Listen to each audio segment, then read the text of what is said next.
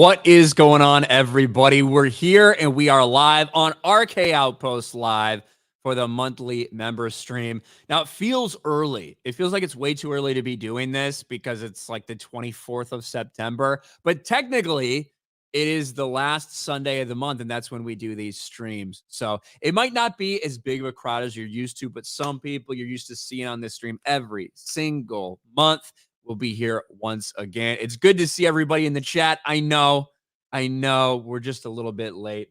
That's my fault. It's always my fault. It's always my fault when we're late. I'll probably be a couple minutes late to my stream later on because, as you know, we always do double duty for these, triple duty, really. Sports Wars in the morning, then this stream, and then at 5:30 Eastern on the main channel, we do my solo stream. So the last Sundays of the month, it's fucking busy. It just is. But that's okay.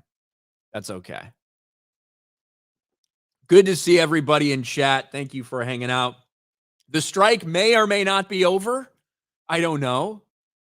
We've got told the past several days they're really just hammering out the final details. But then we hear that the studio gave their last and final offer to the writers last night, and the writers have to decide whether to take it or keep striking. So maybe we'll get an update. Maybe we'll get a live update as we're doing this. When do you watch football? Chris Gore says. I'm watching right now. I'm watching Red Zone. The Dolphins are up 21-10 on the Broncos. It looks like the Falcons are getting ready to, well, they're defending. They're in their own end zone right now. So the Lions are about 5 yards away from punching in for another score. They're looking to go up 17-0. Jared Goff rolling out to the left. There's flags. Oh, that's coming back for holding. See, I can watch and stream at the same time. But we might as well introduce these wonderful pieces of, I was going to say these wonderful pieces of shit, but then I was like, well, maybe I shouldn't say that. But you know what? They are wonderful pieces of shit. Sir Reefer. I am a piece of shit. That's right. I am. Oh, wait, who's on this? Maybe I shouldn't say, no, none of these people are going to get offended if I say that. No, it's good to be back. And unfortunately, the stream didn't get to see it, but everyone backstage got to see that 22 inches of hair got lopped off my head and donated to kids with cancer. So now I look like I just went to basic training. You look like you're getting ready to ship off. That's true. And yeah, I saw your hair before. I saw the hair after. We said it's in my head canon that it did not go to kids with cancer. It went to a trans woman with cancer. That's what I think probably happened because you did a good thing. Yeah. So I did everything in my power to ensure stupid shit like that didn't happen. Well, I guess we'll see. We've also got Mr. J, who's sitting here watching his Chargers play the Minnesota Vikings. He's also watching football. Yeah, screw the Vikings. Fucking hell. They're going to school now. I'm pretty sure of it. Why'd you pick the Chargers as your team when you because are in another country? Because of LaDainian Tomlinson. Simple like as. LT? Yeah. I saw that man. I just instant love. That was the team. I just fell in love with that man, and I've rooted for them ever since. Yeah. Hey, I feel you. That's quite a reason. All right, we've also got Patty, who I don't know if he's watching football or not because he's not from this country either. Maybe he watches that weird Canadian football. What's up, Patty? Hey, Vikings, Chargers suck. Oh yeah, Vikings. That's probably is your team. That's basically Canada, Minnesota. No, I don't watch the footballs. Well, there you go. That's all right. There's more than enough people to watch. And we also, for I think maybe the third time on the stream, we've got Sleazy Society. What's up, man? How you doing? What's going on? I just want to say I'm offended. You think I would be offended? Well, I didn't. I was just like, wait, who's going to be here? Okay, we're good. So, yes. We got all these wonderful pieces of shit on the live stream. Guys, can you believe that after 5 months, the Hollywood strike is almost, maybe, possibly could end today, as they've been saying? No. It'll go on. Better question. Who gives a shit? No. I mean, apparently not Hollywood. It certainly did seem like everyone was, it's a done deal. Oh, they're hammering out final details. It's good to go. And now it's evolved over 4 days, and it's like the studios gave their best and final offer, which It's a negotiating tactic. Who knows if it actually is their final offer before they walk away. They gave that to the writers. Now the ball's in the writers' court. But the real question was what Patty said. The reason it's lasted 5 months is because the public has not been crying about it. The public has not been worried about all their shows not being on air. Nobody cares about their shows. You know, When was the last strike? 2008 or something like that? And everybody supported them because we had the beginning of the MCU and the DC, and people loved what generally came out on TV. So we supported the writers. Today, everything is just dog shit. The creators dog shit. The writers are dog shit. Nobody cares. They're just like, oh, spare me their shit. Oh, So they're that just and standing there. Nobody supports them, and they don't. I would be very, very upset as a writer to see that nobody out there is coming to my support other than the people that are dependent on me to make money for them. well, that and I Nobody. covered an article where they were actually saving money by not paying all these weirdos. it's true. So Warner Brothers Discovery at their, I don't know if it's the last quarterly earnings or the one right before that, but they said, yeah, we actually have a lot more money this quarter. We finished a lot more cash flush than we thought because we didn't have to do a lot of this production work that we were planning to. Of course, they said, in the long term, we need the writers. We need to do these things. And of course, they need to produce content at some point. But they lost less money by the writers being on strike and the actors being on strike. That's really read between the lines. That's what it said, which is kind of wild. But you're 100% right about the 2007, 2008 strike being different. Yeah. That was an era where obviously streaming wasn't a thing. And it was, people cared about the shows that were on like weekly. You tuned into NBC at 8 Eastern to watch this or that or whatever. That's the habit that people were in. That's not the habit people are on now. Now it's very much a la carte entertainment, whether you want to watch YouTube or a streaming service or whatever, and you can pick and choose whenever you're watching. That was not the case 15 years ago, and no one's clamoring for these fuckers to get their jobs back. And there's no show where people are clamoring to come back. If this would have been the third or fourth season of let's say Game of Thrones, people would have screamed, "Get back to work! Get back to work! Get fucking back to work!" But there's just nothing out there. There's nothing. There is what's it called? The new Lord of the Rings. Not the Lord of the Rings. House of the Dragon? House of Dragon, yeah. So that is one I would have been like pissed. So there's only a couple things that I've actually am like a little upset that were impacted. Dune Part 2. I really like Dune. I was really looking forward to the second one. I'm sad that got delayed. And House of the Dragon. House of the Dragon kept going because they're doing the UK with different production rules. So they weren't affected by the strike at all. Yeah, and that's just about it. 10 years ago, 15 years ago, there would have been 10, 15 movies we've all been looking forward to watch, second, third seasons of TV shows. Today, there's just nothing. It's just Marvel, DC, pardon my friends, fuckfest bukkake, because it's just pointless. It's just worthless trash. She-Hulk, Rings of Power, and nobody cares, right? Well, I don't know if you saw, but the visual effects departments are unionizing, trying to join in on this shit. That's bad for Marvel. Just go ahead. Go ahead. Marvel's famously been just like abusing the VFX departments. Not that I listen, I'm not a fan of unions at all in any way, shape, or form. But it is bad news for the studio that the VFX unions they're going to become a union, because the way that they were working them was like they were trying to get the lowest bid possible, and they would give these insane requirements for how many VFX. There was no planning. They give really late notice. And a lot of these visual effects studios were like working themselves to the bone to try to put out what they promised to put out. That's why some of this stuff looks like shit. But that's how that entire industry's been since forever. But the difference is, instead of 100 effects shots in a movie, you have 3,000 effect shots in a movie. You know what I mean? Like, it's just gotten insane with the way they've been filming stuff lately. It's becoming Chinese levels of CGI, and it's just way too much. Chinese I want more practice. Go watch a modern Chinese movie. It's probably all of it's green screen. Well, that's why I was pissed.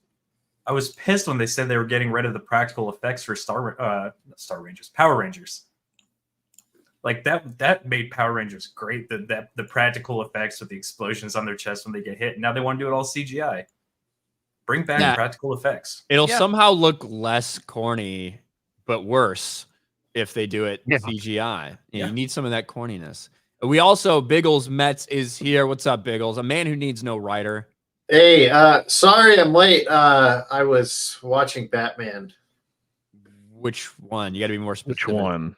Well, technically on HBO Max, it says the animated series with an S at the end. So it was like all three of them. And then I realized which one I was watching with the one with Tim Drake. And I was like, I'm done. I left and I was like, oh, Ryan's live. I'm supposed to be here. My bad. So, hey, it could be worse. Could be definitely worse things to watch. Yeah. We got a couple super chats. The animated series. Which that kind of got shit canned though, didn't it? Or that got kicked down the road a little bit. I believe. Yeah. Mark of reality for 10. Hollywood strike, Disney problems, or even Az's Batman rant this morning. But please, no more Ahsoka. Sick of Star Wars BS. Hey. Oh, we got to talk about it. We got to at least have some mention of it. It's one of the only things that's new that's out right now. I watched The New Hope this morning just to cleanse my palates. Well, you got to do it before they turn everybody trans. And I see we've got Grandmaster Chris is here as well. What's up, Grandmaster Chris? With Mara Jade choking Ray. That's what it looks like that profile is. Kinky. I think Chris is muted. And he's muted. He says he's going to be running late.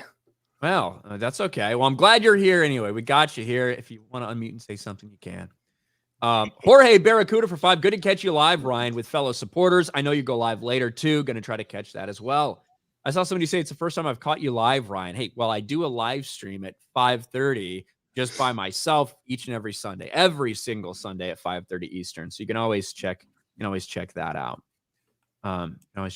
Dang, full panel today. It's getting full. We've had fuller, but it's getting pretty full. But yeah, let me check and see if there's an update. I've had like Variety and Deadline a little bit up and kind of refreshing to see if there was any actual new news, but it certainly doesn't seem like anything yet coming out of these meetings. The top headline is Expendables 4 misfires. The Expendables 4 tumbled to a franchise low $8.3 million in its box office debut. That's pretty rough. That is rough. That's out. Didn't it have 50 Cent in it? Yes. Well, there you go. Still too expensive for some people to go, apparently. Yeah, I mean, I don't have a problem with the Expendables movies, but it does seem like they're on the fourth one. I never watched them ever. The first two were decent. Never watched the third, and I'm not gonna watch the fourth. I'm gonna watch the fourth. They're fun, dumb movies where you just watch people shoot bad guys. It's good fun. It's almost like an old school 80s action flick. But actually, you might like the third one because Mel Gibson's the bad guy, so he's just playing this whacked out, crazy bad guy throughout the whole thing. That's fun. So but Mel Gibson's based. Yeah, so himself, basically. Mel Gibson's also that's on my list of things to watch is the Continental. John Wick prequel that's out right. I think it's out right now. I've seen people some reviews start to come in for it. I'm excited to watch that in the John Wick universe, and it's got Mel Gibson in it, so that'll be cool. But yeah, I do have to wonder for something like Expendables, which is very much, hey, look at all these random stars that are just in this thing. When the stars aren't talking, when the stars aren't able to promote it, you think that has any effect on this movie at all in any way? Sure, but it's also that it's the fourth movie of the installment, and people are thinking, been there, done that now, right? Well, I mean, people were thinking that for Fast and the Furious around Fast and Furious 3. They were like, "Oh, this is boring. I'm done with this one." And then Fast and Furious 4 and 5 came out, and everyone 4 was and 5 back are probably two of the best in the entire franchise, except for the first one. Yeah. But the last 3 of them, dog shit. Absolute. Well, the first one's essentially Point Break with street racing. Yeah. It has not been a good year for prequels, sequels, franchise films, stuff like that, just in general. Whether it's Mission Impossible 7, whether it's Fast X, whether it's whether it has anything to do with Marvel Universe, Indiana Jones, right? These prequels, sequels, whatever. It's not been a good year at the box office. Obviously, Nintendo's or Mario's a franchise, but I don't know if you can call that like a sequel to anything. That's a start of a new universe for Universal. And then Mario's Barbie and iconic as Oppenheimer. well. They've been cooking soup on these movies for 30 years now. People want something new. They want to try something new. But again, with the current writing staff in Hollywood, that's not something that we can look forward to. It's not going to happen because they can't. They don't have the talent to create something new that can last us for the next 20 years. They just can't. Well, hopefully the strike will purge quite a few of those people from Hollywood, and they may end up hiring new people who are better writers. So. I hope you're right, but I wouldn't put my money on it. Well, at this point, it's going to be quality over quantity. The studios are not just going to want to push out this random shit that doesn't get anyone watching it. They're going to want tested writers. I hope you're right, but again, I don't think so. I think the studios were hoping that this strike would get rid of some of like the hangers on, some of the people that, write a little bit, but also kind of don't really write enough to get by because all their shit never gets any residuals. You know what I mean? I think they were hoping that this would, although they'll probably end up having to pay the writers more and give them more benefits and all this stuff when it's all said and done, that some of the dregs would be out, that they'd be back to Starbucks or whatever they were doing instead of writing. But I don't know if it's happened. When you got the state of California willing to help bail these people out, when you got all these WGA assistance funds for people that are losing their homes, I don't know. I don't know how many people are going to leave the industry or not. But I think they're hoping for the leverage that they need to break the union. I think that would be great. Would like. It's fine with the union. It's just the way it's been used or misused, right? You have bad apples that actually run the union, and you have bad apples within the writing staff in Hollywood that they have no talent. They just can't do it. But because of whatever box they're taking or whatever connection they have, they keep getting hired and creating dog shit. Well, the entire basket's rotten apples. Just need to throw the basket out. Yeah, because you got guys like David Zaslav, who I bet you if he had his way, if there was no union, he would just go scorched earth on the writers group. Sure. And I want people to get their fair pay if they have the talent for it. The best writers should also be paid their fair due, sure. But if you're dog shit, right? Bye-bye, go get yourself another job. You'll fire it. That's how the world works. Even in countries with like Denmark, with where everybody's part of union, if you don't do your job well enough, you're fired. Bye. It doesn't matter what the union says. Get out. Meritocracy. Of course. If I do something that loses a company $1 million fucking dollars, I need to find myself a new job really fast. Yeah, and you got these people that are complaining. I only got paid $300 in residuals for She-Hulk. Like, bro, you should be paying us to watch that. Like, in jail. You shouldn't be getting shit. And that the whole thing to me is wild because I understand the landscape has changed. And when all these guys were just typically writing for TV and there was associated, reward scale, residual scale for television shows that have marketing money behind it, that have big dollars, that was making a shit ton of money for Hollywood. All of a sudden, they're being hired for the same amount of work and the same amount of upfront pay or whatever to write for streaming services. Well, the streaming services are losing money, right? They're not making money. They don't have all that ad revenue behind them. And so for the same amount of work and the same technically quality of product, they're not getting residuals for that. So it's a complicated question, and I understand that. But at the end of the day, when most of what you've been putting out over the last decade is dog shit, when you are an equal part of the reason why the entertainment industry has been dying and why people are going elsewhere to find their entertainment, I don't feel bad for you. I feel bad for all the random people that have nothing to do with the way Hollywood is right now, like the cameraman, the sound guys, the person who fucking sweeps the floor, all these people who've also been out of work for the last 5 months. That's who I feel for with this entire thing. And the writers who actually want to do a good work, a good job, and put out a good product that are actually there because they have talent. I feel for them too. But again, if you're part of a union where, let's just say, 40% of the writers are absolute dog shit, if you don't go out and say within the union, you people are dog shit, you shouldn't be here, well, you reap what you sow. If you're not adult enough to say you don't need to be here, then, Unfortunately, that's the point of a union. Like the point of unions are to protect those pieces of shit. Like in my experiences, I do not like unions for that reason. I'm not going to pretend like at some point in time they didn't serve like an actual valuable purpose. There wasn't some people that were being taken advantage of. Okay. In this day and age where every time a boss, says a passing comment that offends somebody, there's like a Washington Post article about it, or someone records a TikTok. Like if somebody's actually being mistreated in the workplace, that shit gets out very quickly.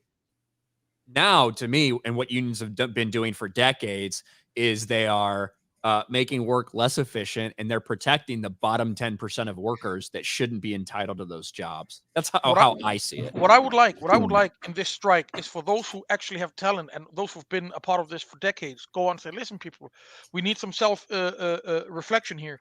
There's a reason why nobody supports us. There's a reason why things are going the way they are. Can we please at least tell ourselves that there are people who shouldn't be here, and then you're actually bad at your job? But everybody just is just tight-knit. Nobody says anything. And I can guarantee you there are many writers in that union that knows that these people should not be there, and that somebody should tell these people, you are the reason why we don't have any support. Right? But nobody says anything because they're probably afraid, because, the fallout from doing that will probably be that they lose their jobs, or nobody's going to work with them anymore. Either that or it's just standard tribalist groupthink. Yeah. We are the Borg. Yeah. Yeah. Part of the ship, part of the crew. I'm checking Deadline now to see if there's any new updates over here. Keep an eye on Variety. Breaking news. Well, this isn't exactly fucking breaking. It's a headline that says breaking news, but the article was written fucking last night. Still, WGA and studio set Sunday meeting with deal not finalized yet. Yeah, that's what I have here too. Do you guys think it'll get done today or not? No. Probably not. No. Do you everybody was talking like, oh, it's getting hammered out in the next couple of days. Like, oh, it's guaranteed to happen. It's probably people from the union who told these to their contacts in the press to put pressure on the studios. But if it is like you say, Ryan, that they have saved so many hundreds of millions of dollars, the studios have no interest in getting the deal out today. If they can push this another week or two and still keep on saving money, that's what they'll do. Mm-hmm. I kind of think that the statement from the studios, right, the last and final statement, that is like kind of a chilling message a little bit. Be like, hey, we've been at the table for a couple days. We got these CEOs doing this. It's time to fucking piss or get off the pot, or we'll come back and do this a month from now. It really is in the writers' hands. And I think that might have been a strategy by the studios to make the writers feel pressured to give in, or else it's going to make it look like it's their fault. The studios have all the cards on their hands. They are saving money. They have an opportunity to get rid of some of the rotten apples, to clean house. And the writers, they're just in a corner now. Nobody supports them. They are running out of money. They're losing their homes.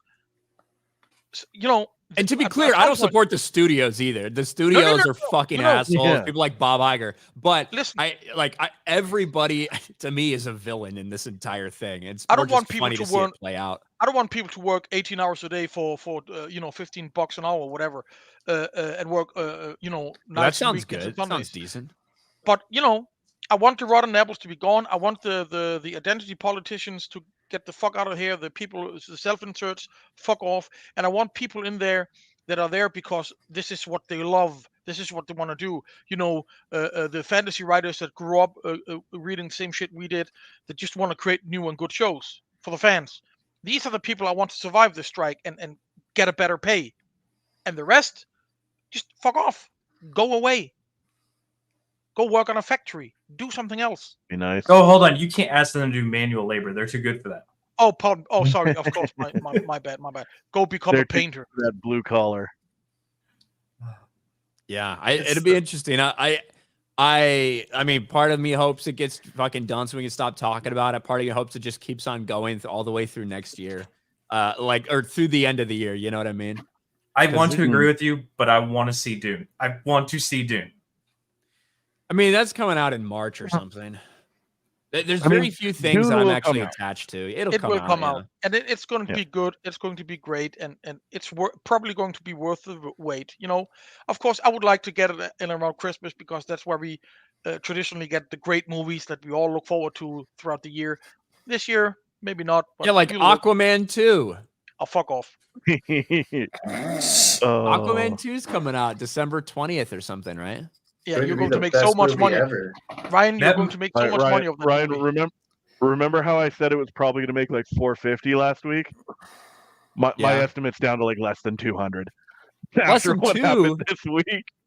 Less than 2. Less than 2 would be wild. The Flash made what they're saying about the baby. Yeah, if what they're saying about what happens to his baby actually happens in the movie, it's going to turn off a lot of people. Amber Turd is in like 2 frames of the entire trailer. This movie is worse than Amber Heard. It's going to be so bad. It's going to be so bad. And I feel bad for Jason Momoa because I like the dude. I really do. Yeah, but same. Cut your losses and go out and become Lobo. We know you want to. It's going to be great. Yes. Yeah, the whole thing with the rumor about people walking out because of, and we'll get into some potential spoilers for Aquaman. We don't really know if it's true or not, but there's a baby very prominent in the trailer. And in the trailer, Black Manta's like, I'm going to kill your entire family, Aquaman. And the rumor is that at some point in time, that baby gets killed. Now, to me, it probably looks like, if it happens, it's probably like the baby and his dad in like the lighthouse or whatever in that house. And it kind of goes up in flames. That's what it looks like to me. I don't know if he has a kid die because of that. Yeah, certainly people will feel weird about it, but unless it was like something gruesome, I don't know why people get up and walk out because of it. It's not like we haven't seen it 100 times before. Yeah, we've seen. I mean, I don't want to say it's common, but it's not like we haven't seen stories where parents lose their children in some really sad way. I also heard that people got up and walked out because it was fucking boring. So I don't know. That could be it too. I guess we'll see. But that is, I mean, there is precedent for that in the comic books. Aquababy, for sure. Aquababy died in the 70s from Black. Wasn't he like 8 or something like that when he died? He was definitely like more toddlerish than like a baby. But yeah, see if I can find the video. Aquababy dies. Google that. If they want to see some killings of children, just watch The Good, the Bad, and the Ugly. Well, I mean, I can see something like that showing up on screen just because James Gunn is calling the shots, and we know what his dark sense of humor is. Like he's been in hot water for his sense of humor before, and I could see him approving that kind of a scene. But I feel like that would have been done beforehand. I feel like that would have been done before, but James Gunn is responsible for the final edit that comes out, and they've done multiple rounds of reshoots. But I would have to imagine that the family part was probably a focus in the beginning, but who fucking knows? Who knows? Yeah, it certainly could have been. There was baby stuff. There was weird baby stuff in Flash. Remember? Yeah. Very weird baby stuff. Here it is. Here's the fucking image. So, I mean, we say, hey, take storylines from the comic books. This would be from the comic books. And it would be from Black Manta as well. But there's, I think, Arthur Curry Jr., Aquababy right there. There you go. He's not a baby. He's more like 3 to 5 years old, somewhere around That's what I mean. I said a little older than like toddler, more so than baby. But I think people still call him Aquababy. Like, fucking weird. Arthur Curry Jr., I think, is his name. But Yep. pretty dark storyline in the 70s there. Someone says you could at least mute while taking a bong hit. Yeah, I know. I was going to say that to him too, but Sorry, I didn't want to call him I'm out. not taking bong hits. I'm vaping. Vaping. That's even worse, dude. Ha! Worse from what perspective? It's gay. Just a little bit. Just Thank you guys for we got 370 people. We got 370 people watching us right now. We talked a little bit, obviously, about the Hollywood stuff. One of the biggest problems is how much money these studios are having to fucking pay out, because the studios are losing money. Nearly all of them, whether it's on streaming, whether it's disappointing box office results, all this stuff. What a bad time to pick to go on strike. But when we do look at some of these budgets that are coming out, it was so funny the other day when people started running with the headline about the Marvels. The Marvels only has $130 million budget. And I was like, that's such bullshit. I was like, 4 months ago, I talked about an article where they'd already spent $130 million almost before the cameras started rolling. There's no possible way that a day later it comes out, oh, it's actually $270 million. The kicker is it's at $270 million through September of last year. That's a year ago, which means any of the reshoots that they did in early January and February, all the post-production, none of that is factored into that. We're talking about something that's at least $300 million, if not more. And then we get Snow White's kind of in a similar situation. They spent over $200 million on this thing, and we have no idea what they spent in the last year or what they will spend to get it finished. This is not fucking sustainable for these studios. Work out whatever deal with the writers you want, but until you get these budgets under control, you're not going to be profitable in anything. They're easily spending $400 million on at least Snow White, because I just saw that yesterday or this morning. It's ridiculous how, like, nothing in these movies looks good enough to spend that amount of money on. Yeah. That is the thing. It all looks worse than we were used to. Go back and look at the first Iron Man movie, then go and look at, I don't know, say Ant-Man and the Wasp: Quantumania or whatever, and compare the effects where they use CG to enhance instead of just relying entirely on CG. We talked about those studios. But if you have, Little Mermaid, take the movie Little Mermaid. If that had been made for $150 million, it had spent $75 to $100 million marketing, you're looking at a movie that might eke out some profit at the box office. But instead, $250 million production, $150 million marketing budget, and you can't even crack $600 million worldwide. It's a big loss for them. Like, if you can get these budgets under control for the day and age we're at, these billion-dollar movies aren't just growing on trees like they were in 2019. 9 movies hit $1 billion in 2019. Now, that's fucking insane. You got 2, and it doesn't have anything to do with these franchises, any of this bullshit. It's Barbie and Mario. So, and the next closest thing is Oppenheimer. Yep. And then Guardians of the Galaxy. A 3-hour biopic. Like, holy shit. The entertainment landscape has changed. And if these studios don't quickly make adjustments to those budgets, they are fucked. There's no turning something like that around if you're losing hundreds of millions of dollars. And DC is just in a different place altogether. But DC can spend less and still flop. You should just make a budget of 100 million and just keep it in around 100 million. That should be more than enough to make a good movie, and just cut down on the CGI. And get best writers, and then you off you go. Go out and make 300-400 million, and it's a profit. I mean, 250 million. I mean, remember when Terminator 2 cost like I don't know, 60 million to make, or 70 million or whatever, most expensive movie ever made at this point. I know it's 92, but again, doesn't matter. Today, every movie it's just The Flash, 200 million, Mission Impossible, 300 million, and this and that and that. The big budgets should only be for the movies that is a surefire box office hit, like it used to be. But it's just every movie today, Little Mermaid, The Flash again, Renfield, Mission Impossible, Dungeons and Dragons, Shazam, 65, Fast X. It's just one after the other. It's just like, listen here, people. This movie's not going to make $1 billion. So why the hell it's going to cost $250 million to make? Yeah. The problem is you can't predict what movie's going to make $1 billion.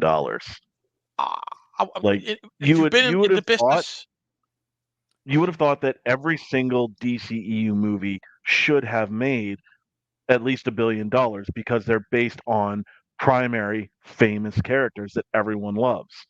So just the brand name alone should have gotten them at least $1 billion, like it was with Force Awakens. The brand name alone was at least $1 billion of that movie. Yes, and it did make it did $1.9 billion, right? Yeah, exactly. Yeah, and then the second one came out, and it, we found out it was dog shit, and it only made half of what the first one did, and the third one lost money because at this point we knew it was dog shit. I think there's an interesting point that Patty made. When you look at, say, The Little Mermaid, 3 years ago, when you look at all these fucking Disney live action movies, Beauty and the Beast, Aladdin, The Lion King, they were all easily passing $1 billion. Even Aladdin, I think, made $1 billion. That was $1 billion movie. So sure, 250 million. Yeah, I don't know how much that one made. That crossed $1 billion. Damn. So yeah, you're looking at those things. You're like, of course, Disney live action. That's our bread and butter. Let's just turn out one of these soulless fucking remakes, but this time we'll race swap it. And the landscape's completely different now, and Disney's reputation is completely different now than when that was probably greenlit, 3 years ago. I saw Lofty Pickles in the chat said, "Do you think Joker 2 will get to $1 billion?" Well, hell no. The first Joker really took off, and it did make $1 billion. I hate the idea of a second one in principle. I never thought there should have been a second one, but I kind of like that they're going a very weird route with a musical shit with the second one, instead of just trying to do the first one again. I don't know if it's going to hit $1 billion, but I didn't think there's any way Oppenheimer was going to get to 900 million. So I if I was betting, I would certainly bet no, but it'll probably make more than any other DC movie that's been released in the past year. Yeah, probably about 7, maybe 800. I don't think it'll do that much. It's tough to know because I haven't seen we haven't seen any promotional material for it yet, have we? Nope. Nothing yet. We've just seen shots of them on the street, basically. So we'll see. We'll see what it looks like when we actually get a vibe for what the movie feels like with Lady Gaga as Harley Quinn. That's who she's playing. She is a decent actor, so there's at least that. Yeah, she's playing Harley Quinn. Didn't know that, Biggles? Nope. That's okay. Well, I don't really give a shit about the Joker. It's not even the Joker, so fuck it. I really enjoyed the first one, and I really loved how that it was just kind of this standalone story. I don't think it needs a sequel at all. And I said that, I think, in my review, or at least in the days after the opening weekend where it really started taking off. I said, there's going to be people that immediately want to do a sequel. And I think they should say no, but they're probably going to fucking do it because of the money. And I just don't think they're going to be able to recreate quite the same feel that there was for that movie. But who knows? Joaquin gave a great performance. He is just one of the best actors right now on the planet. Yeah. But it doesn't necessarily always mean money, though. He did that A24 project not that long ago that was a complete flop, right?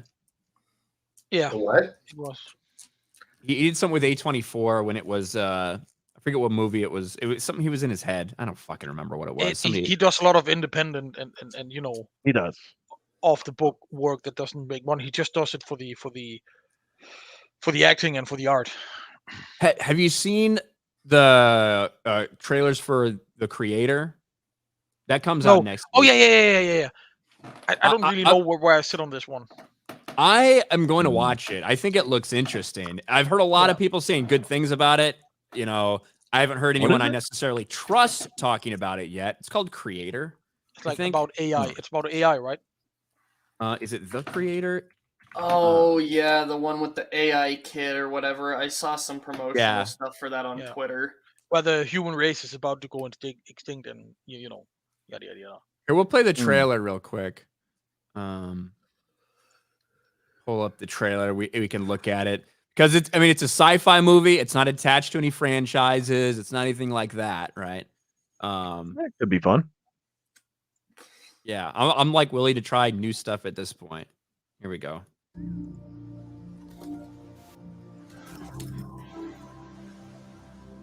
What's heaven? It's a peaceful place in the sky.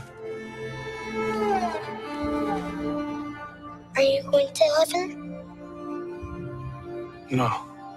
You gotta be a good person to go to heaven. So, we're the same. We can't go to heaven because you're not good. And I'm not a person.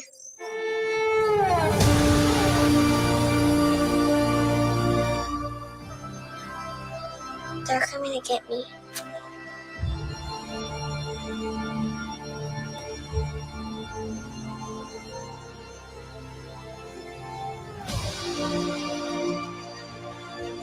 I'm like a bodyguard. I'm getting you out of this.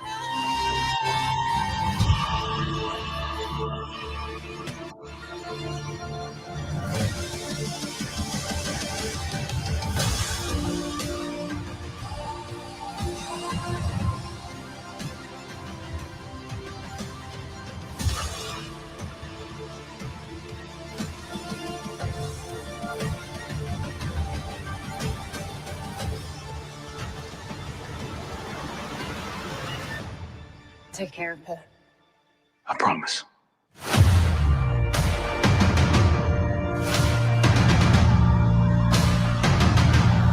Seatbelts.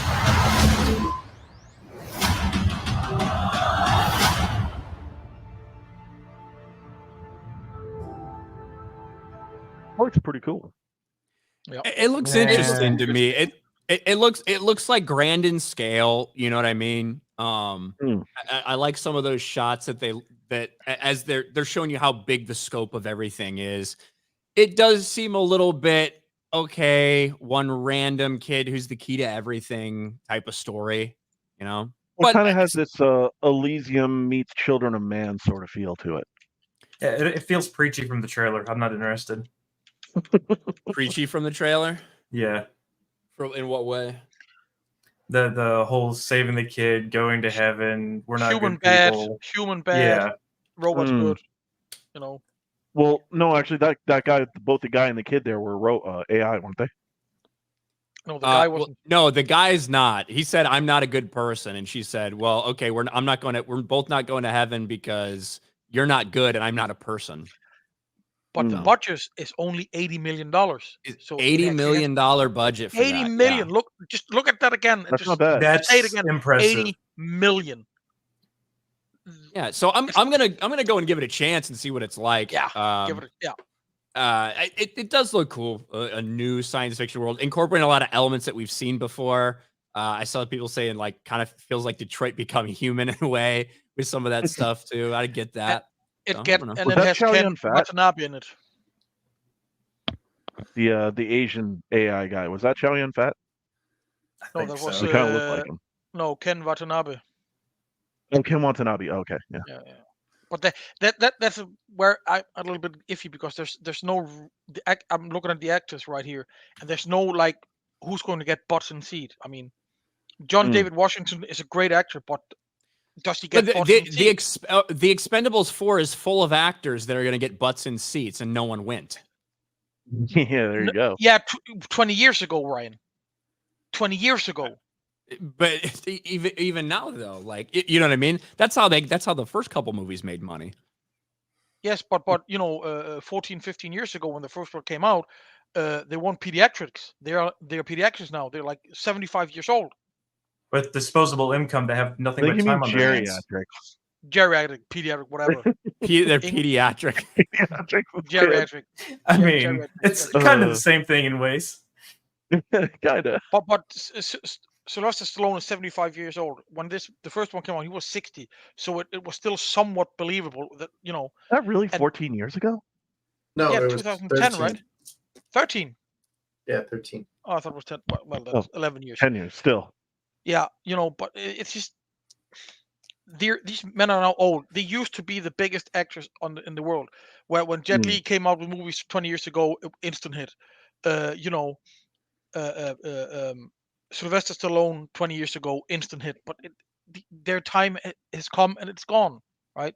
The first two movies, it was something new, and we see all these big ass men that we used to watch when we were kids, blowing shit up. And it's like, yeah, but it's the fourth movie now. We've kind of been there, done that, right?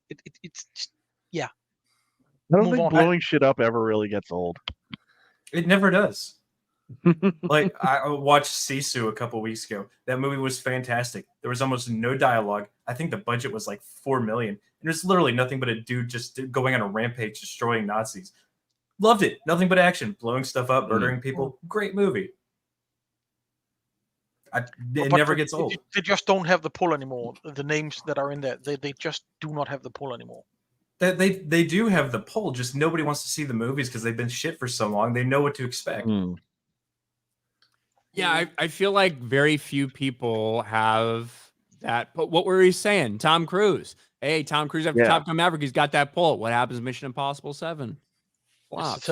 Now $700 million, $600 million at the box office, I think, whatever the final was, but not enough to make up for the massive budget that exploded due to COVID. So, well, plus they got that that $75 million for COVID insurance. True, but it's still not going to be profitable. Like, there's just no way. No, like there's no possible way because of the big international box office split. Because so little of it came from domestic and so much of it came from international, where they get a much less, not as big of a chunk of the box office receipts, But anyway, Creator, I'm going to try to watch that at some point this coming week. I think it looks good. Yeah, and then you have movies like Avatar 2. It has me like which pulled made in. $2 billion. Yeah, it has me pulled in. I'm interested to see like that universe. So. And Avatar 2 was a beautiful movie. It's just dog shit. It's just a bad movie that looks really, really good. I like the second Avatar more than the first one. I hate the second one. It's just yeah. I don't think either of them are great, but I enjoyed Avatar 2, whereas I didn't really like the first one like almost at all. The first one was I had a lot more connection to the family dynamic storyline than I did for save the environment and save the Indians. Like, that's how I felt about it. Save the giant. Get colonized. Yeah. Get colonized. Well, I don't think either of those are. Both of those movies are about the spectacle and about the world building and about all that stuff, rather than, more people getting invested in the story. But I was more invested in the second Avatar than I was in this one, for sure. In the first one. I remember walking out of the first one saying to my friends, this is just environmental propaganda bullshit. In 2007 or 2008, whenever that was? 2009. 2009. There you go. Good Lord. Yeah, I never watched those movies alone, so I was never paying attention. I never watched those movies at all. So I only went to see the second one because I was visiting family. Kevin Sprague for $10 says, "What DC villains would the panel like to appear in a Joker movie?" Well, the Joker for starters. Yeah. But in terms of DC villains that he would partner with or something like that. I guess it all depends on the movie that you're doing. There is that one episode in The Adventures of Batman and Robin where Joker is the judge, and you have all the villains in there, and they're playing the jury. That would be a fucking awesome movie. And you just get a court drama where when Hartley's on the stand, and you just have her flirting with Joker, and the prosecutors or the defendants like, Judge, you can't do that. Like, and he's like, oh, I can't, like in his Joker shit voice, or whatever. And yeah, that would be a fun movie. Just like have them all and do like a courtroom drama from like that episode. That was fun. That could be interesting. I think the idea of a Joker and Clayface team up in terms of like Joker kind of being the front man for everything, but him really having Clayface imitate different people to cause a lot of chaos. That could be something that's good. That could be something that's interesting. But I don't know. Have we ever seen Clayface live action? I don't think so. Close enough to get is Arkham City. Yeah. Where he is Joker. Yeah. Spoiler alert. Sorry. Spoiler alert for like 10-year-old game. You fell for the old fake Joker gag, Batman. But by the way, can you guys hear me? Yeah, we can hear you. Oh, yeah. Sorry, I'm late. I put in the private chat. I was on the road because my last car got totaled. Did you do it, or did somebody else do it? No, some old lady. He didn't even bother like slamming on the brakes as I was turning left. So some pediatric patient. Probably. And of course it was a woman. Yeah, exactly. That's funny because that's how my car got totaled too. An old lady texting and driving blew through a yield sign going 55 and T-boned me. Yeah, so like my car is completely totaled, so I'm gonna have to get myself a new car. I just came back from returning the rental, and I probably would have joined a lot earlier, but I was in the car with a friend of mine, and he was driving with a bunch of really loud kids. I didn't want to disturb the conversation. Well, I appreciate old that. women Thank and you. loud kids. What a day it's been. Yeah, on the very same month that As gets canceled for fucking pronouns, my car gets into a wreck. Nobody puts ass in the corner. It's hard to believe that was this month. It seems like a long time ago, but I guess we're at the end of the month. And Actman exposed himself for being a little backstabbing bitch. Yeah, a lot of people Funny fucking how that upset with happened. Actman. So I didn't change. I didn't change. Yeah, fuck off. You changed. Actman's been that way since the beginning, though. He's always just said what he thought was going to make him money, and that's why I stopped watching him about 4 years ago. I don't even know who that is. Good. I liked his Knights of the Old Republic review, but like he made good videos, but man, the way he threw Az under the bus was just such a bitch move, especially because I'm pretty sure he's been on episodes of EFAP with Az, right? I believe so. But I don't. But also, I don't know if, like, to be fair, depending on how many people might be on EFAP at one time, you might not know who that is, especially because you're not seeing their face and everything. So, like, I'll give him a little bit of who knows if he really knew who it was or not. But Mike Hill for $10, another movie with too many sequels, comes out this week with Saw 10. I tell you what, the horror franchise, because they keep it so low budget, they can make bank, but I have no idea how the last couple Saw movies have done. The Conjuring. That first Saw movie, wasn't it like $5 million or something like that? It was not extremely cheap because they filmed it in a single room because that's all they could afford. That's all they could afford. It was essentially like a challenge for their creativity. But no, I'm going to tell you right now, don't ever say Saw has too many sequels. I love my gore porn. Fuck you. Look at Paranormal Activity, the first one. It's filmed in a bedroom. Oh my I forgot that James Wan directed the first one. And now he's doing Aquaman 2. Yeah. Oh, wow. The budget was 1 to 1.2 million for the first Saw. Yeah. And it became a cultural phenomenon. That's what you get if you use your money correctly, get the right people in. A couple $1 million, you have a cultural phenomenon. And then it made $100 million at the box office, plus whatever it made on video sales, probably a lot. The second one was $4 million. I wonder if I can find the numbers. Might be an easier way to find this Saw franchise. Yeah, I mean, like you got Blumhouse made an entire studio out of making low budget horror movies. So Hammer production. They have a time traveling horror movie that's coming out. Blumhouse, like next month, like the beginning of the month, and it looked funny. So what is and it? it's to the point where I don't think they've ever lost money on a movie. It's called like Totally Killer, I think is what it's called, and it's like this girl. She goes back in time to like the 80s or something, or the end of the 70s, where like all her mother's friends got murdered. So her mother's like, no, you can't go out on like Halloween or whatever, or something like that. And then she like goes back to the day of the murders or whatever, and she's like, why are we all going to the woods? And that was just from the trailer. So I don't know. I feel like I want to watch it just because it was stupid and funny. And they're like, there's a scene where she's like, you're wasting so much weed. I can get a gummy with way more weed than that. And it's like, so the only Saw movie that has lost money by my count would be the last one that came out, which is called Spiral, which I didn't see that, but it was apparently attached to the universe. Spiral from the book of Saw. That would be the ninth one. It's a separate.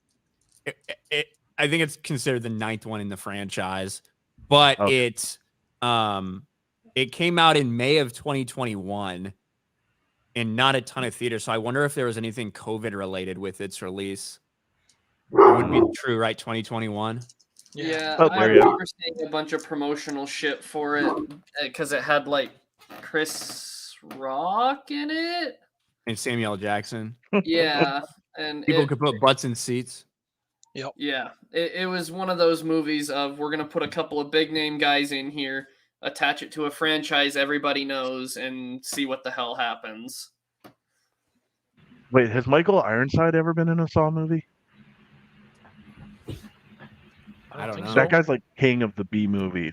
I'm not a big Saw guy. Like I've seen a couple of them, but I'm not big into the franchise. I don't know what the budget for this newest one is yet, but all of them are basically. Spiral was $20 million. That's its highest budget, and that's also its lowest box office return at $39 million worldwide. Insidious, the newest one, cost $16 million, and it grossed 100. Until now, has grossed $188 million. That's just which one? Insidious, Behind the Red Door. Oh yeah, horror movies have their fucking audience that will come out and see them, and they're not very expensive to make. Like that a lot of people have been doing that, being very successful over the last couple of years in Hollywood. Yeah. Well, and that's because horror movies utilize a lot of practical effects. Mm-hmm. Yeah, they do. And they build their own sets. They build everything on there, and there's and not they actually kill all the people. Yes, that's the key. You have to actually murder the actors and actresses. If you don't do that, well, then it's not really a horror movie. Yeah. It's just a fanfic. A lot of the best directors, they ended up starting out with low budget horror movies. Like, didn't Peter Jackson, before he did Lord of the Rings, do horror movies? Brain Dead, Kick the Baby. Didn't Peter Jackson do Slither?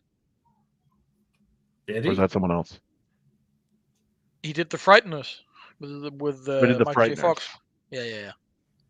Cult movie. It's one of the greatest movies ever made. If you haven't watched it, watch it. Well, and obviously we see what happened with Sound of Freedom, $15 million budget, ends up going viral because of the marketing and spreading the word and stuff like that, word of mouth. And thank you, Zachary Bloom. Yeah, James Gunn did Slither. Sound of Freedom had like the best marketing campaign one could ask for, which is liberals telling everyone not to see it.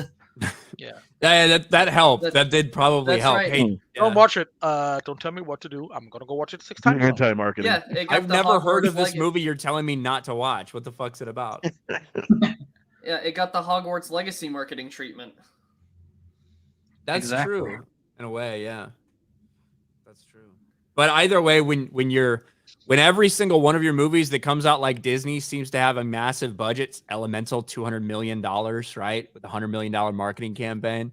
Yeah. Remember Lightyear with what, $200 million budget for that movie? That piece of shit. It's just out of control. It's out of control at Disney specifically. And, you look at Warner Brothers and Barbie. Barbie was $150 million, which is probably a little more than it had to be. but they probably also did a lot of set creation and stuff like that in the movie. Yeah. And they put a big marketing campaign behind it, estimated around 140, 150. So a lot of money tied up in that. Obviously, they made their money back and more. But the profits they made off that don't cover the losses they've received by all their DC flops. I mean, Buzz Lightyear lost somewhere between 50 and 75 million the second they choose not to have Tim Allen voice him. Yeah. Right. That probably cost them between 50 and 75 million dollars. I think the choice to make it about a real person, like it's just like the real person inside the Toy Story universe. Nobody gave a fuck about that. Like, no. Who cares about that? They want to see the toy. They care about the toy. I don't know. That's just me anyway. Everybody ready for Toy Story 5?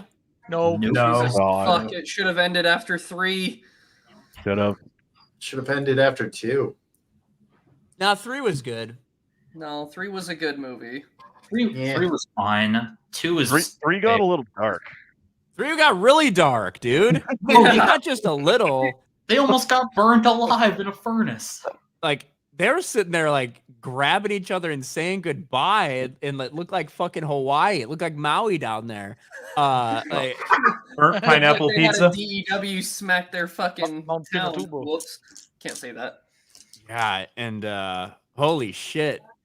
And I thought they were gonna die. I'm like, I can't believe they're doing this. That ending scene in Toy Story 4 triggered a much greater emotional impact than literally anything that happened in Ahsoka Episode 5. For me, at least.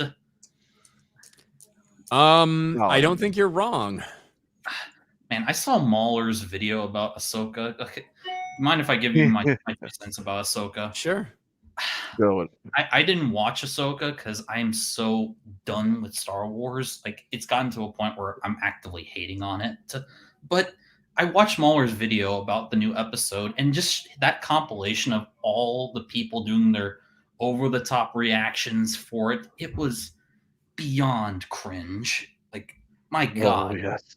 I just want to say, for all the people that are loving on Hayden Christensen and saying how happy they are to see him again, I'm just like, where were you fuckers when the prequels came out and everyone was hating on him? You weren't there. Well, to be fair, I think a lot of people, I would say in my age group, were loving it. You know what I mean? I did. And that might be a lot of a lot of older people, but a lot of people in our age group did. I don't think we had YouTube channels back then, and also some of us weren't out of high school yet. But I do not like the reaction stuff from like the people that watch stuff, because it's all just fake. It feels so fake to me when people are getting so excited and all that shit for the camera while they're reacting to the episode.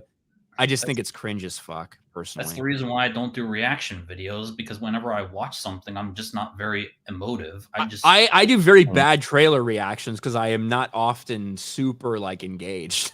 Like I'm not. I react kind of the way I would if I was just watching it. I'm always either like very focused or I'm very bored. And also, my grandfathers on my mother's and father's side are both in better shape and have better posture than Grand Admiral Thrawn. What the heck was up with that? I actually got a beef with Grand Admiral Thrawn. That's not the typical beef that's going around right now. I don't give a fuck that he's fat. Well, I mean, I do, but that's not my main issue. I don't care that he's got bad posture. Why the fuck does he have pupils? Well, the thing is, that's back from Rebels. So like that came and went when he was introduced in animation in Rebels, that they gave him pupils. Unfortunately, Dave Filoni can fuck right the fuck off. Yeah. But we all know that's not Grand Admiral Thrawn. That's like Filoni's Grand Admiral Thrawn. But don't you know you have to watch Rebels in order to criticize Ahsoka? I criticize whatever the fuck I want. How dare you, sir? How dare you? You don't have to dare me. I'll do it for free. Okay, sorry. I couldn't keep it straight there. Is that the first time you said that, Biggles? Yeah, first time ever. First time I couldn't be straight. Yeah, I think that episode 6 of Ahsoka brought some people back to reality a little bit. I even admit I thought there was some cool shit in the Anakin thing. I love Hayden. The fact that seeing him back as Anakin, it was cool to me. I got way more feeling from that than I did for Luke Skywalker's turn in Mando, but it doesn't do anything to change what happens in the episode or change what's the purpose of him being here. What's this lesson you're supposed to learn? This is really what this is all about. And it doesn't change anything about the overall scope of the entire series as a whole. It doesn't change. Well, I mean, it helps that Anakin's return was actually Anakin, not some computer-generated simulacrum. Yes, it was Hayden. Yes, and that's part of it too. And I think it was like the full knowledge that was Hayden in the get up. They probably didn't really do too much de-aging. I think most of it was probably just being able to do with makeup and with the lighting they used. And they wouldn't really need to de-age him because he's about the right age. Well, not a little young. Like technically, he probably would have been about 25 then, and he's like 42 now. Oh, but you're talking about the Clone Wars scene. Well, the Clone Wars, but even the Revenge of the Sith part, like he still like him appearing in his Revenge of the Sith outfit and shit. You would assume that that's from Revenge of the Sith time frame. So mid-20s. Well, I mean, Hayden Christensen has aged pretty gracefully, so you don't need to use a whole lot of that digital de-aging stuff to make him look younger. It probably mostly was done with makeup and lighting. He has been part of Hollywood for 24 years, for 20 years, so it's probably been good on him. And it's so funny how much better he looks moving with a lightsaber than Rosario Dawson. Oh, yes. Like I mean, how long puts did they everybody spend to practicing? shame?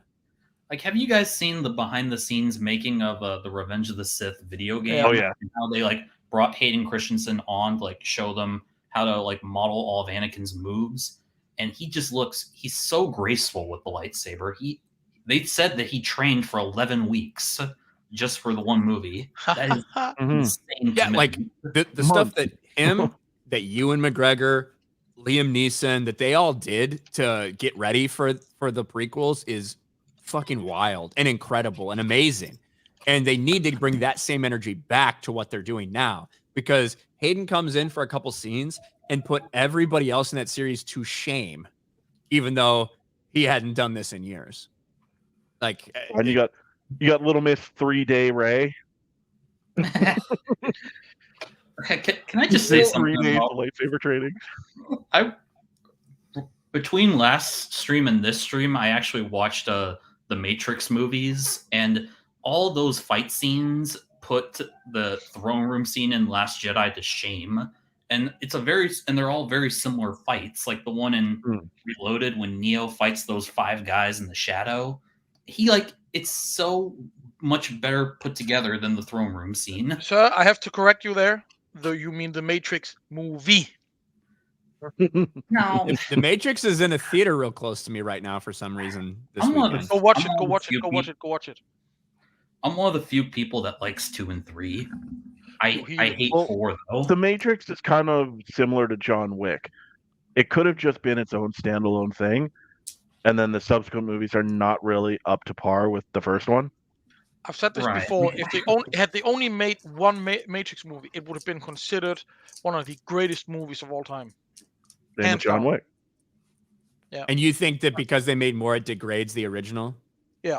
Well, it's because they didn't have the same amount of quality when they made the next ones. Because you look back and you look at Alien and Aliens or Terminator 1 and 2, there was the same level of quality and passion put into both movies. But as they go forward, it very much matters how much you care about the franchise as a whole. Yeah. And clearly it matters if you have a male director or not. We learned that in the fourth one. I know. Wild Man Beyond for 199 says Stallone should do Cobra 2, then Expendables. No. One Cobra movie, and don't need another Cobra movie. We don't need. It's a quintessential 80s movie. No touchy. Move on. Garfield's Bizarre Adventure for 5. Yo, Ryan, if Netflix got the rights to your autobiography, who do you think they would cast to play you? Idris Elba. Probably a black person. That's what I was gonna say. Idris Elba. Fuck. Some black chick.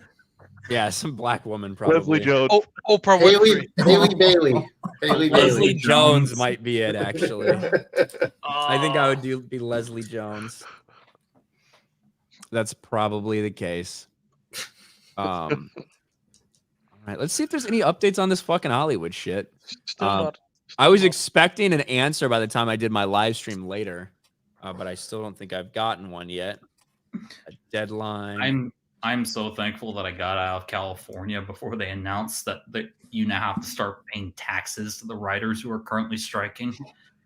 Oh, God. Well, your tax money's going to them, yes. Yeah. I know, that is so stupid. I hate California so much, and I'm so glad I'm out of there. So does the rest of the world. It's true. I hear China loves them. Oh yeah, can we just like swap California and Japan around? Can all the Japanese people come here and the Chinese get California and you get Taiwan? Yes, that's what I was gonna say. Give us Taiwan for California. So that we can have the silicon manufacturing in the US and my computer parts aren't going to be insanely fucking expensive. Free West That's Taiwan. really the only reason we care about Taiwan. And people actually want to go to work every day. Tactically speaking, yes, Ryan, you're right. Yeah, like if Taiwan didn't, we would not give a fuck about Taiwan. We would not give a fuck about their sovereignty or about their relationship with China. We wouldn't have this strategic ambiguity if all Taiwan had was rice.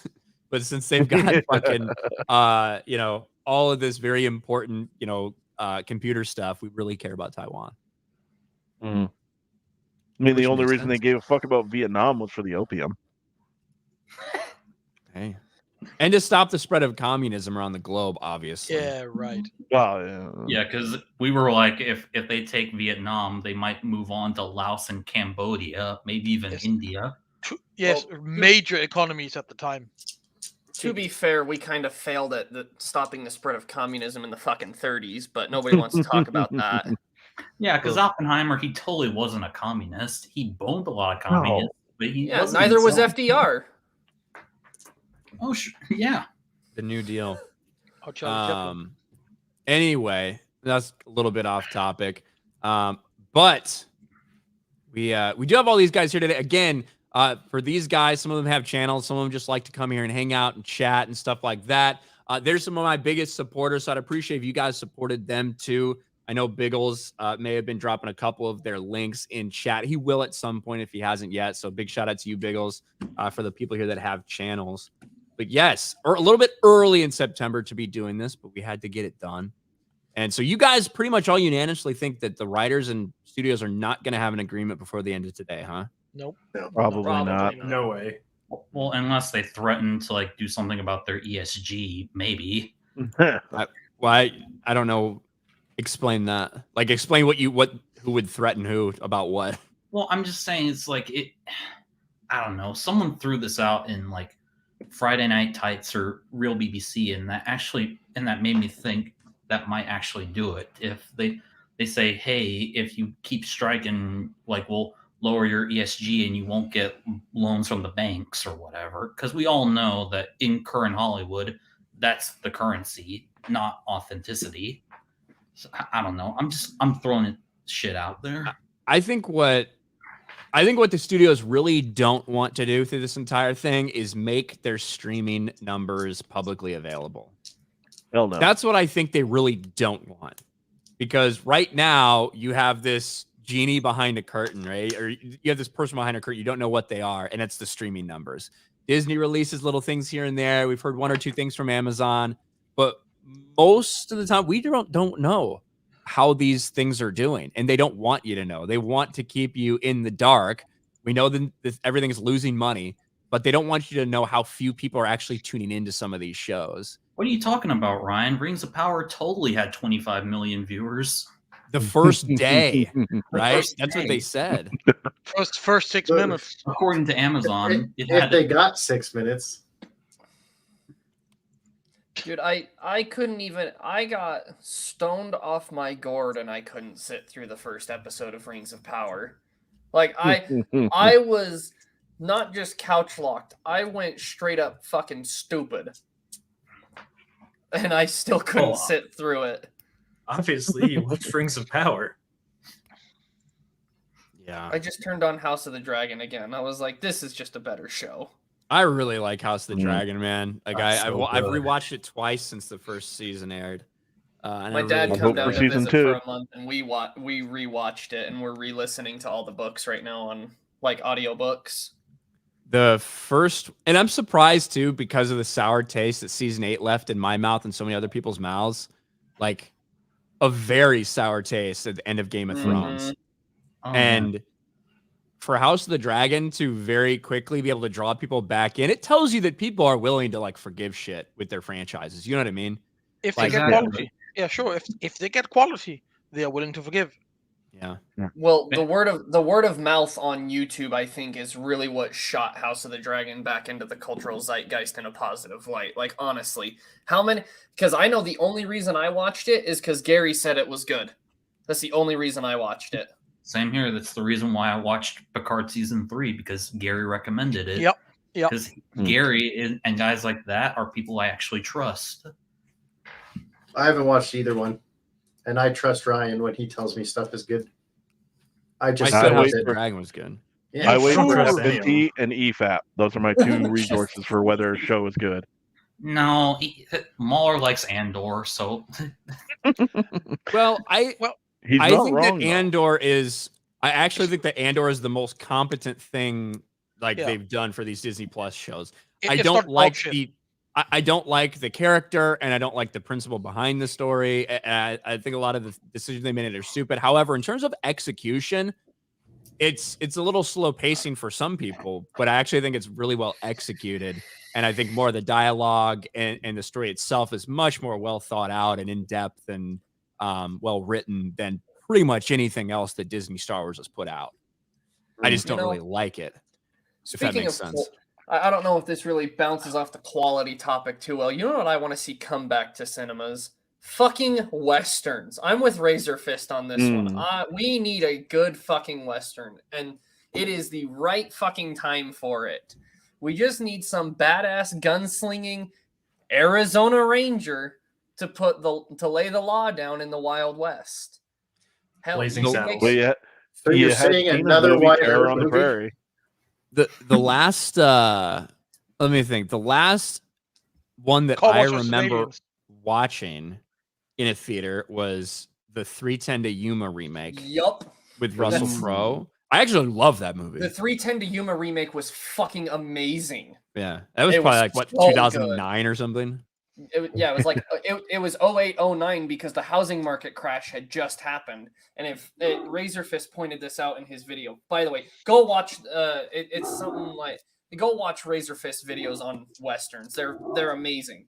But every time the western genre breaks back into the culture, it's always in a time of like economic and societal downturn where people just aren't satisfied with anything going on in their lives.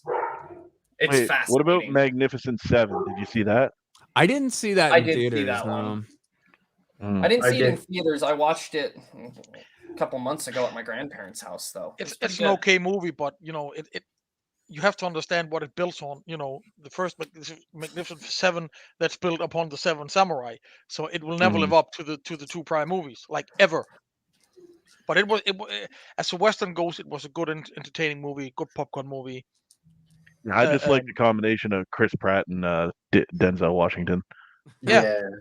That's why I went to see it, and it was so long that I fell asleep, and then I woke up right when they got to the part where they're defending the city, and I was like, awesome. I didn't miss anything. I think that Bear's wearing a human. what would you guys say is your favorite Western? Tombstone. Hands Tombstone's down. my favorite too. Tombstone. My favorite Silverado. old one would be I like The Outlaw Josie Wales. That's one of my favorite Clint Is that the movies. one with Clint Eastwood? Mhm. That's a good one too.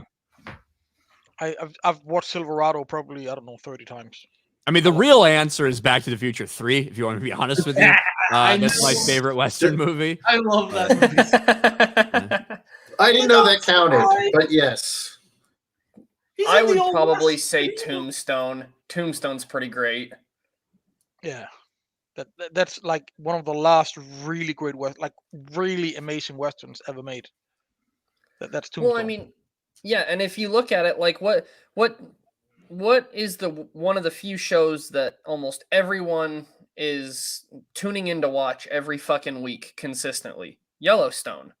And that's not even a western. That's just political drama in the Rockies. In the current day Westish. Yes. Yeah. It's like a modern day western. And even the I spin-offs would call are it a good. modern day, And even the spin-offs are good.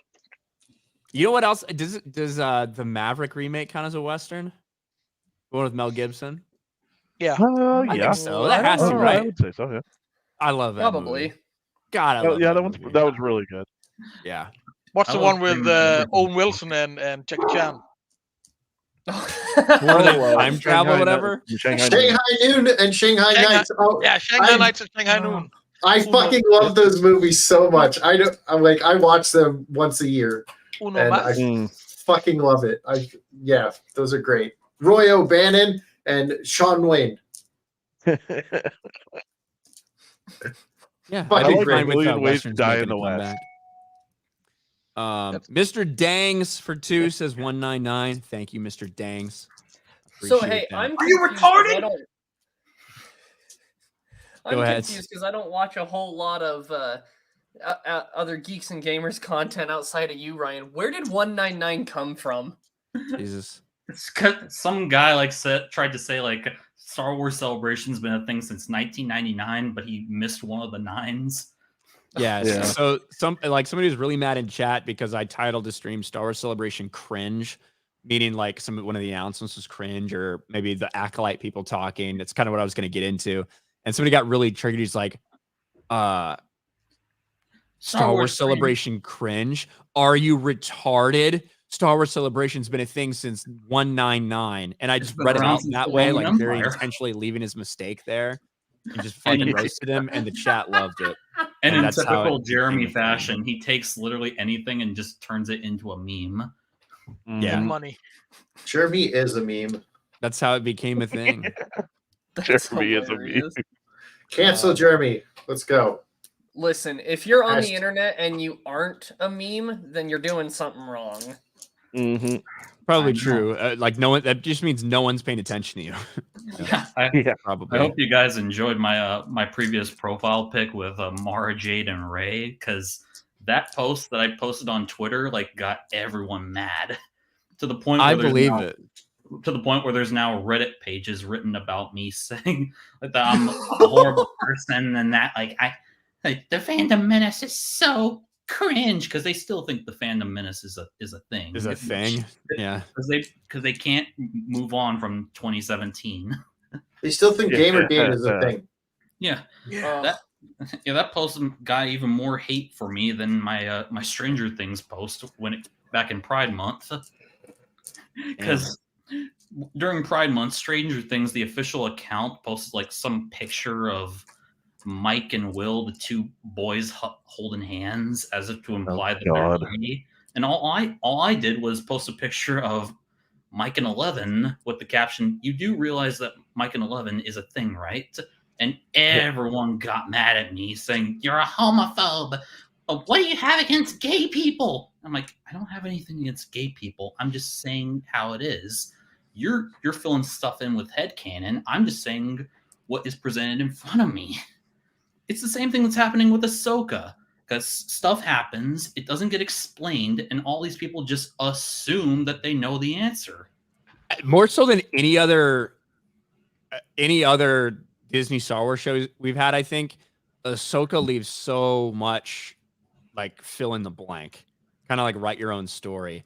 And we don't know how much of it will be answered or how much won't be answered.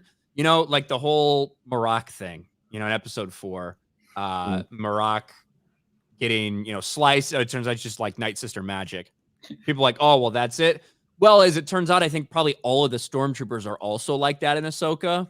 Mm-hmm. So that may have been, in reality, an introduction to that, to see that they are also magic and have it explained there. But I think a lot of it is also just not going to be explained. And I think they want people to write their own or create their own narratives surrounding it. And that's one of the things you get with these week-to-week releases.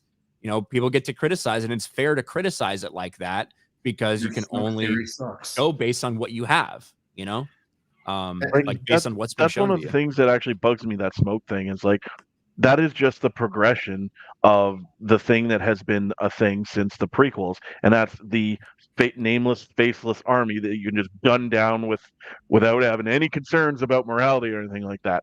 Because in the original trilogy, the stormtroopers were actual people, and you had to question the morality of, well, they are shooting at you, but they're still people who believe things for whatever reason, and there's still some sort of question there. Luke Skywalker killed like a fucking 250,000 people or whatever on the Death Star. Exactly. You know what I mean? Like that's a legit thing that you would have to think about.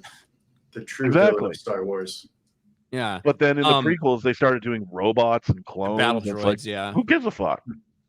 I think that in this situation, with the Inquisitor made from Night Sister magic and everything that's been explained, I think in the next episode, we're going to see that all the stormtroopers that are with Thrawn also fall away into pieces like that. I think they're all made with like Night Sister magic. And that's going to kind of be the explanation for that character, but we'll see. Well, yeah, they stole that entire plot line. Oh, from where? What's that? Say it again. They stole that entire plot line from which novel series was it?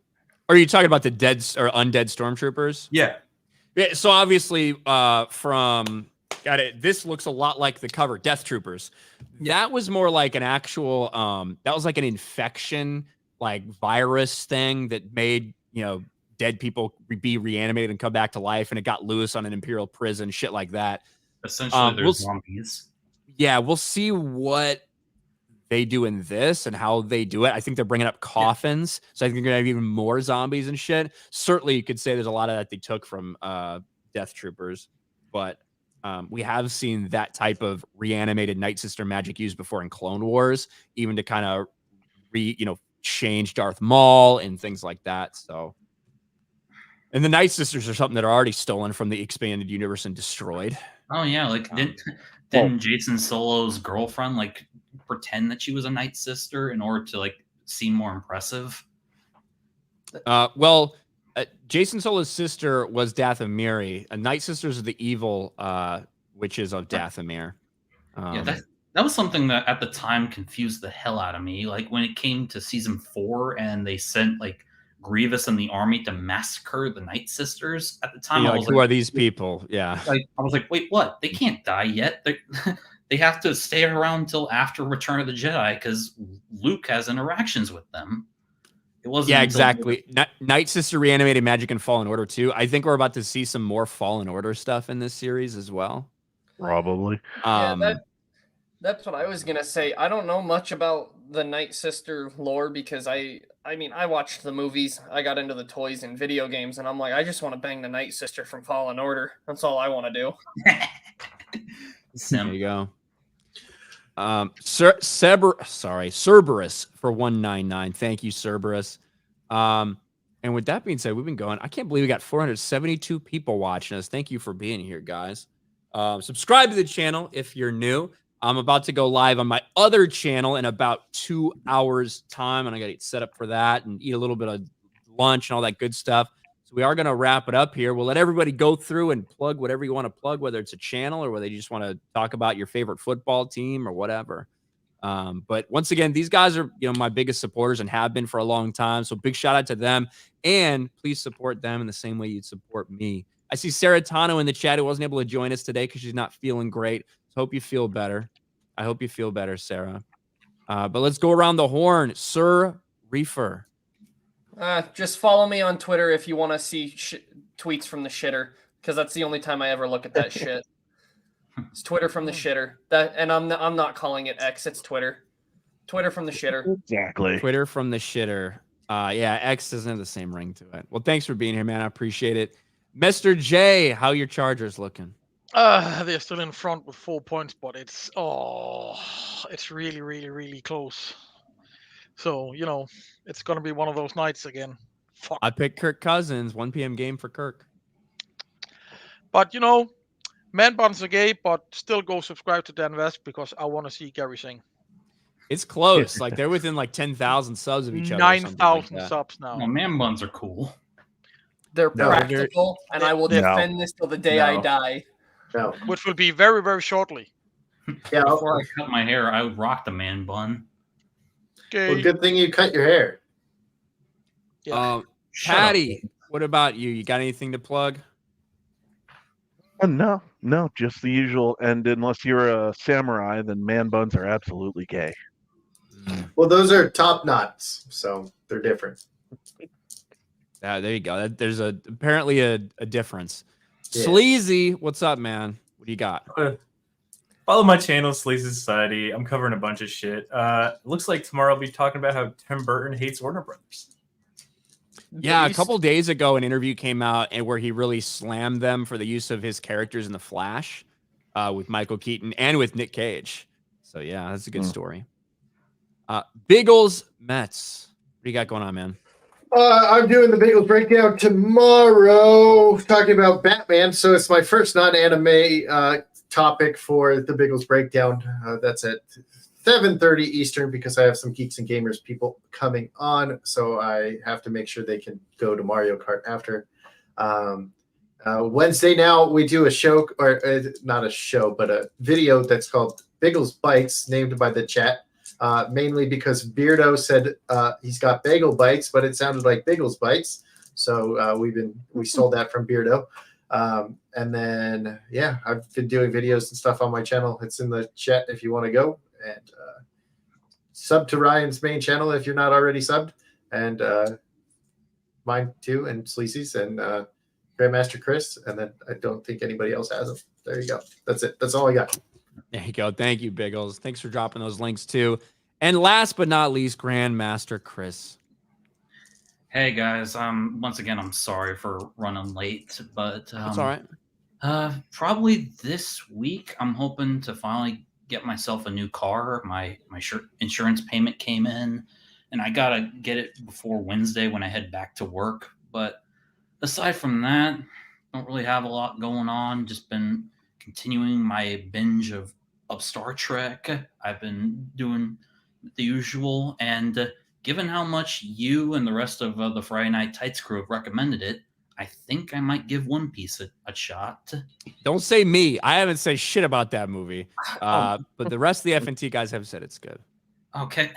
You can't blame me if you don't like it. That's all I'm saying. Because they keep talking about it. I'm just like, you know what? Maybe I'll give it a shot. And if it sucks, I'll let everyone know. But other than that, just the usual, enjoying the content, and that's about it.